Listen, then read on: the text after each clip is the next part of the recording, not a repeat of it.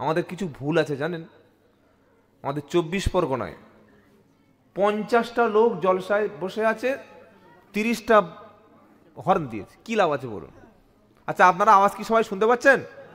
কে শুনতে পাচ্ছেন না হাত তুলুন তো দেখি একজন। তাহলে আমি আওয়াজটা বাইরে নিয়ে যাবো কেন? হ্যাঁ, 10টা 11টা পর্যন্ত বাবা একটু দরকার ছিল, ঠিক আছে। ও বাড়িতে বউ নিয়ে ফুর্তি মারবে, শালি নিয়ে কাঁচা বাদাম খাবে, আর তাকে জলসা শোনাতে হবে? ইসলাম কি তোমার হাতের ময়লা পেয়েছো নাকি?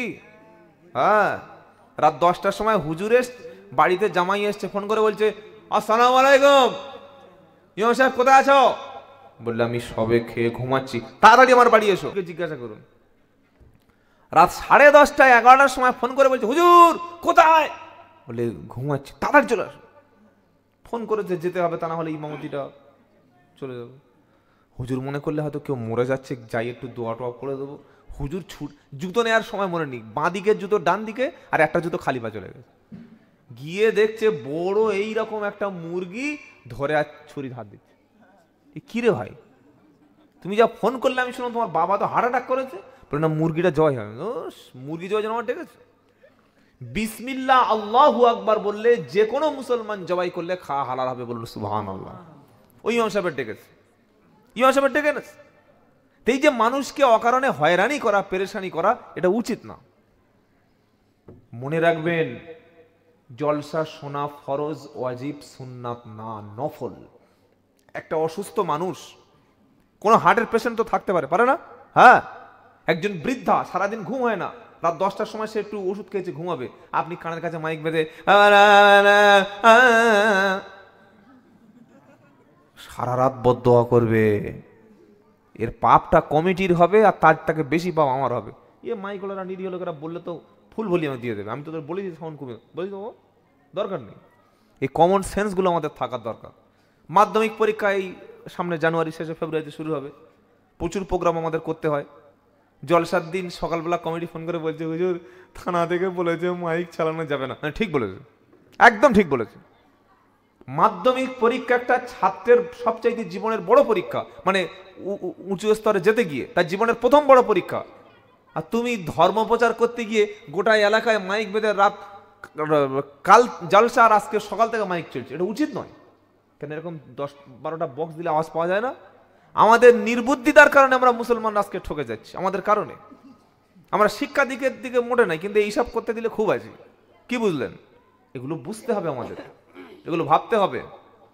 যদি আমরা সচেতন না হই, যদি আমরা সজাগ না হই, একটা দুর্ঘটনা ঘটেছে, রাস্তা অবরোধ করে নারায়ে তাকবীর, নারায়ে তাকবীর, এই খবরটা যখন সোশ্যাল মিডিয়া ছড়িয়ে পড়ছে, আপনি তো মাইনরিটি, আমাদের দেশে 14% মুসলিম, তখন কি প্রচার হচ্ছে, এই মুসলমানরা সব এক হয়েছে, সব মুসলমান এক, আমাদের হিন্দুদের এবার বিজেপি করতে হবে। কি বলবে না? বলবে না? বলবে। আপনি ভাবুন, কোন রাষ্ট্রে, কোন রাজ্যে, কোন দেশে বাস করছেন, কথাগুলো ভাবুন, ভাবার দরকার আছে।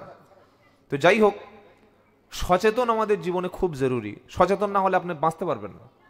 আপনি সচেতন না হলে বর্তমান যুগে টিকতে পারবেন না, আপনাকে বাঁচতে দেবে না।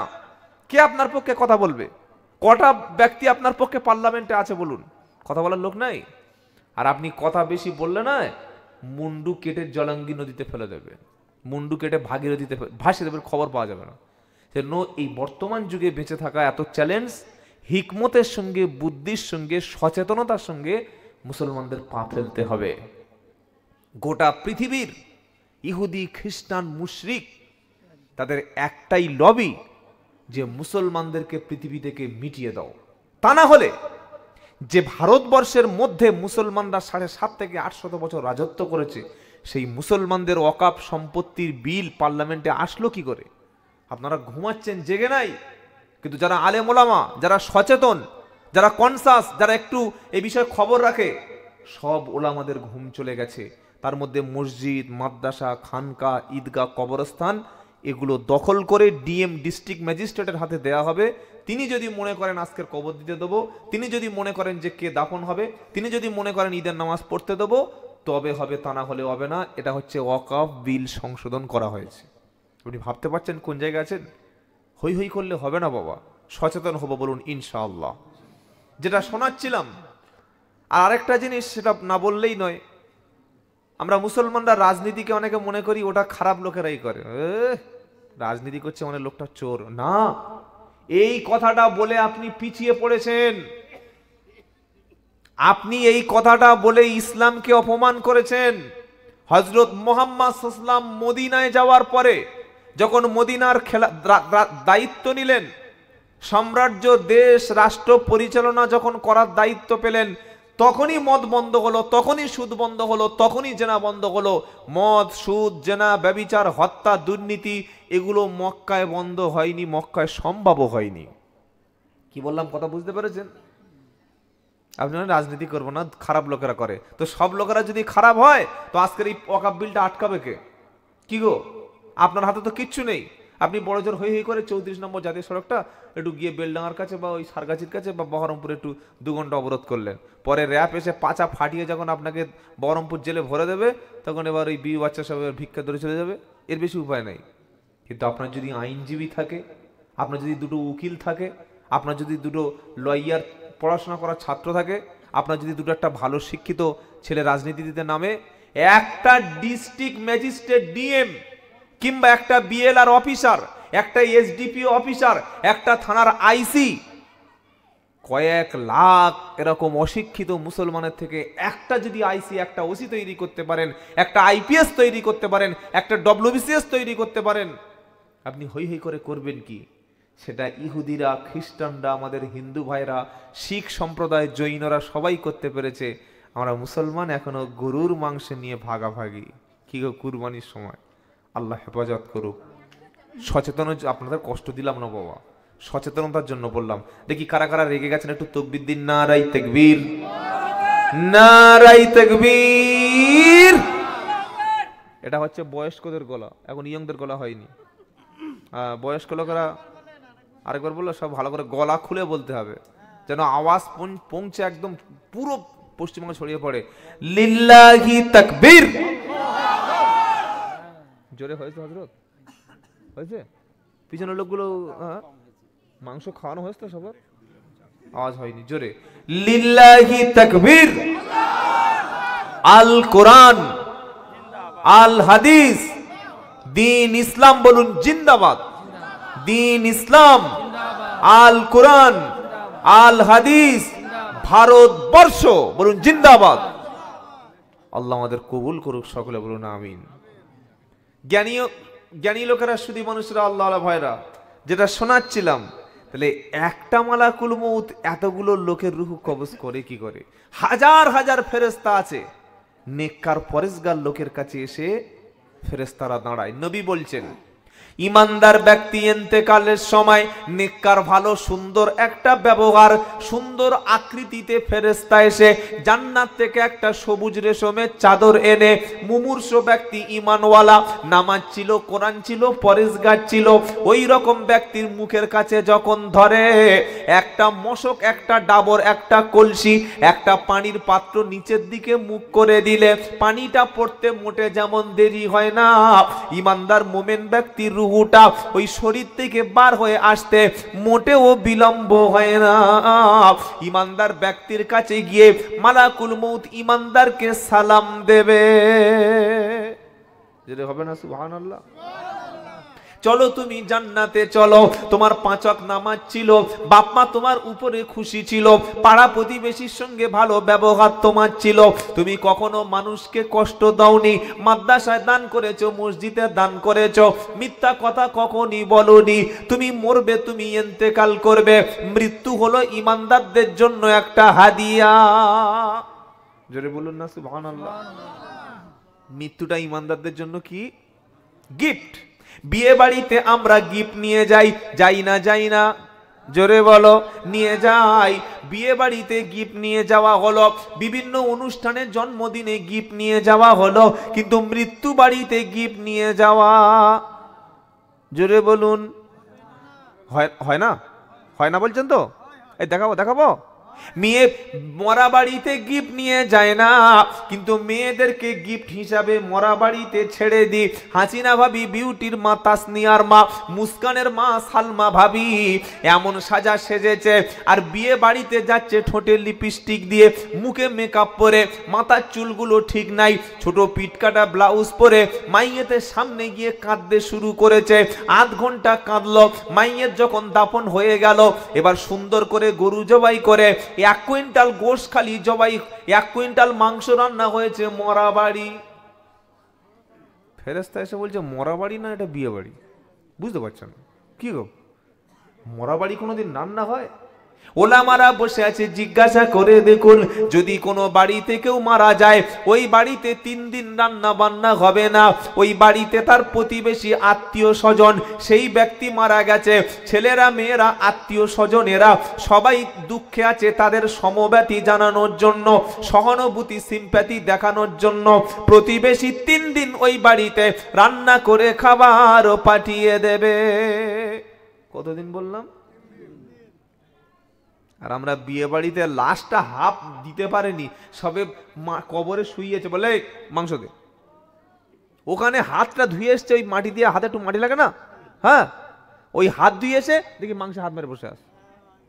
কি রে বাবা, আর এইরকম পেট, এই সাইজের পেট, এত টাইট উকুন মেরে দেওয়া যাবে, এত ভয়ঙ্কর পেট। খেয়ে খেয়ে সর্বনাশ করে, শুধু খেয়ে যাচ্ছে, শুধু খেয়ে যাচ্ছে। একা 3 কেজি গোশ খেয়ে নিয়েছে, আর কিনে খেতে বলুন 2 পিস।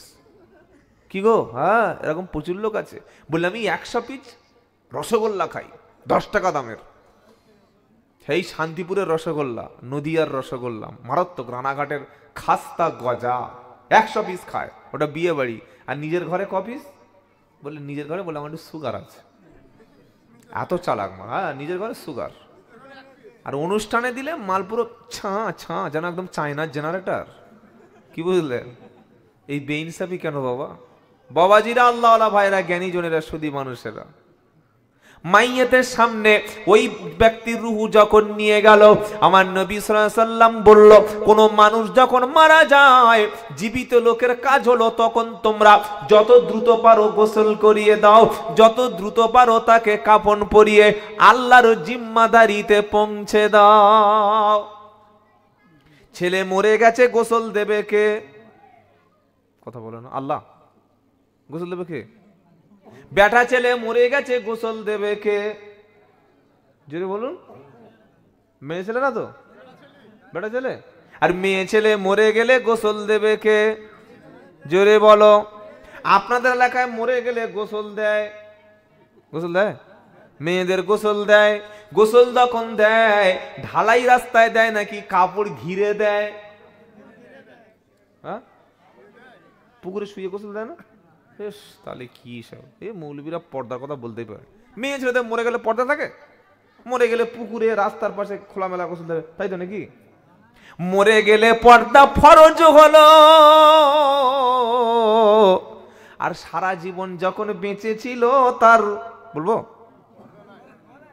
বলেন, ওটাই তো শুনবে। সারা জীবন গোসল হলো খোলা পুকুরে, সারা জীবন গোসল হলো কলের পাশে, সারা জীবন গোসল হলো পুকুরের সামনে। পাড়া সব লোক জানে যে কার বউ। ও পিছন থেকে সাইজ বুঝতে পারছে, এই সেলিমের বউ, মাল দেখে তো চাঙ্গা। ছি ছি ছি ছি ছি। একটা মেয়ে ছেলে খোলা গোসল করতে পারে? ওখানে ওর লজ্জা নেই? খালি জলসায় আসলে, এরকম মাহফিলে আসলে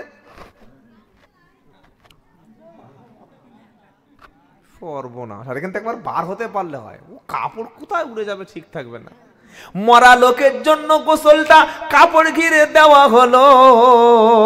আর জ্যান্ত থাকা অবস্থায় তখন পর্দা কোথায় ছিল? কোথায় ছিল বলো? মরে গেছে, কাপড় কি চাই? ছেলেরা ছেলেদের মেরে সরে সরে যা। বলে কেন? বললে পর্দা ফরজ, মরণের পরে ফরজ। আর জ্যান্ত অবস্থায় সুন্নাত ছিল নাকি? এ বাবাজিরা, আল্লাহ ভাইয়েরা, যখন গোসল হবে তখন কাউকে দাঁড়াতে দেবে না। আর বেটা ছেলের গোসল যখন হবে তখন ঘিরে গোসল দেয় নাকি উদুম ভাবে? উদুম মানে বুঝতে পারছেন? খোলামেলা। কি গো বেটা ছেলের ঘিরে দেয়। কেন ঘিরে দেয়? মরার পরে মুসলমান হয়ে গেছে, আগে মনে হয় মুসলমান ছিল না, তার মানে মুসলমানের গোসলের নমুনা। মুসলমান খোলামেলা গোসল করতে পারে। তাহলে হাফ প্যান্ট পরে রাস্তায় কুকুরের মতো কারা ঘোরে? মেয়েদের সামনে দাঁড়িয়ে দাঁড়িয়ে চেন খুলে ছেড়ে দিয়ে বসে আছে, লজ্জা শরম কিচ্ছু নাই। আর লজ্জা নেই যার, ঈমান নাই তার। হায়া নাই যার, ঈমান নাই তার। লজ্জা হচ্ছে ঈমানের সবচাইতে মূল্যবান একটা অংশ। একটা মানুষ কোনোদিন মদ খেতে পারে না, ফট করে জেনা করতে পারে না, আগে প্রথমে ওকে নির্লজ্জ বেহায়া কাপুরুষ হতে হবে। একটা নারী কোনোদিন খারাপ পথে নামতে পারে না যদি খারাপ নারী বা খারাপ পুরুষের ফাঁদে না পড়ে। যদি বাড়িতে একটা বাজে ভাবি থাকে, ভাবি বোঝেন তো, ভাইয়ের বউ, দাদার বউ, ভাবিটা যদি চরিত্রহীনা হয়, লম্পট হয়, ওই একটা ভাবি এসে আপনার ঘরের মধ্যে যতগুলো কন্যা আছে, বোন আছে, মেয়ে আছে, সবগুলোকে নষ্ট করে ছাড়বে, সবগুলো নষ্ট করবে। ওই ছেলেদের নাম্বার জোগাড় করে এনে বলে কথা বল, টাইম পাস কর, সময় গিয়ে করে দেবে। এই জন্য সবচাইতে কঠিন সিদ্ধান্ত নিতে হয় বিয়ের সময়। কথা মনে থাকবে ইনশাআল্লাহ। এ বাবাজিরা, আজ থেকে গোসল যখন করবেন ঘেরা জায়গায় কাপড় ঘিরে, আর নিজে অন্তত না করতে পারেন, আপনার স্ত্রীকে বলবেন, আপনার মাকে, আপনার মেয়েকে, যে গোসলখানায় গোসল করে, গোসলখানা না যদি থাকে, কালো ত্রিপল এলাকায় পাওয়া যায় না? কালো ত্রিপল নাই? কালো ত্রিপল 500 টাকার কিনে একটু ভালো করে ঘিরে দিয়ে যেন তার মধ্যে গোসল করে।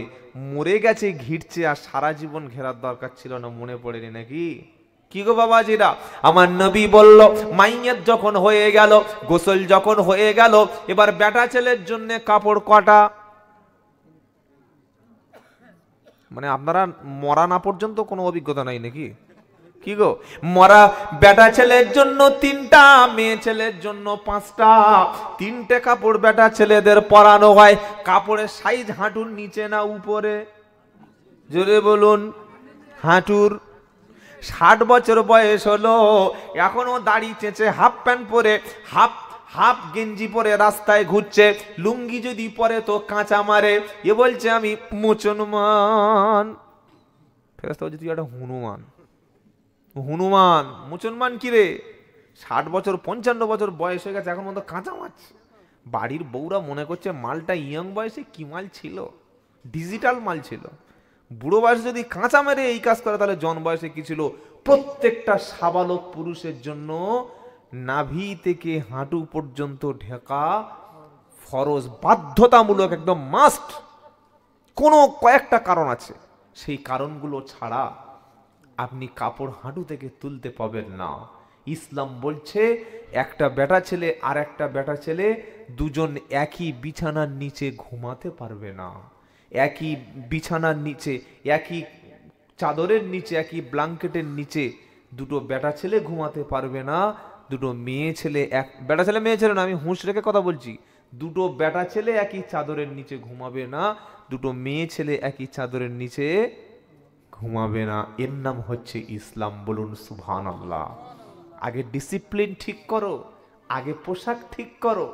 সারা জীবন যার হাঁটুর নিচে কাপড় নামেনি, মরণের পরে কাফন পরিয়ে দিয়ে আর এমন সুন্দর করে আনছে, সবাই বলছে মাইয়াত আসছে। কি আসছে বলুন? মাইয়াত আসছে। ফেরেশতারা বলল সত্যিকারে মাইয়াত একটা আসছে। হাঁটুর নিচে কাপড় যার জীবনে নামলো না, আর মরার পরে কাফন দিয়ে তখন কোনো লাভ হবে না, মনে থাকবে ইনশাআল্লাহ। তাই আজ থেকে নিয়ত করুন মুসলমান, কাপড় যখন পরব, পোশাক যখন পরব, পোশাক থাকবে হাঁটুর নিচে। বলুন ইনশাআল্লাহ। তবে গাঁটের নিচে না, পায়ের গাঁটের নিচে যে বেটা ছেলে পোশাক পরে, তার ঠিকানা হলো জাহান্নাম। হে যুবকেরা, তোমাদের ইবাদতটা আল্লাহ বেশি কবুল করে, তোমাদের দানটা আল্লাহ বেশি কবুল করে, রাসূল তোমাদেরকে বেশি ভালোবাসে। যুবকদের জন্য জান্নাতে যাওয়া সহজ, তবে যুবকরা নামাজ পড়বে, নিজের চরিত্র হেফাজত করবে, খারাপ বন্ধু বান্ধবের সঙ্গে কখনো মিশবে না। কাদের সঙ্গে তুমি থাকবে? ইয়া আইয়ুহাল্লাযীনা আমানু তাকুল্লাহা ওয়া কুনু মা'আস সাদিকিন।